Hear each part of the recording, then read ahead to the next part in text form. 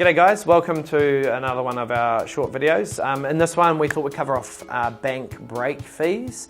Chances are if you're watching this video it's because you've just incurred one and you're wondering what the hell it is and whether or not it's justified. So let's talk about it quickly. The first point is that the break fee is a genuine cost to the bank. They're not trying to screw you, they're not trying to make money. It's a genuine cost that they've incurred that they're passing on. How does that fee arise? Basically what happens is when you get a fixed rate from the bank also puts in fixed rate funding.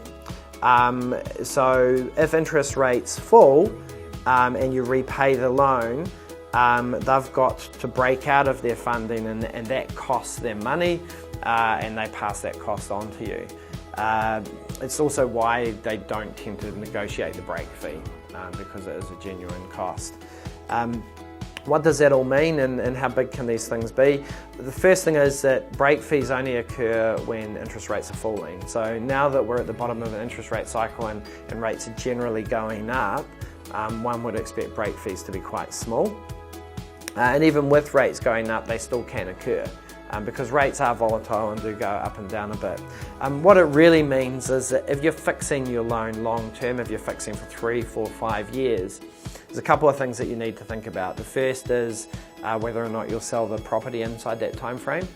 And that's probably the most important thing, is just to kind of think about, you know, what sort of time frame are you looking at potentially selling?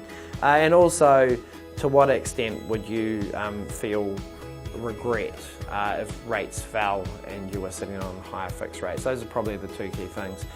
So at the moment rates are going up, that's not really an issue, but realistically if you are going to sell your property in the next sort of 3 to 5 years, then it doesn't really make sense to fix longer. In terms of the actual break fees themselves, the way to work it out is the rate that you're on versus the current rate in the market.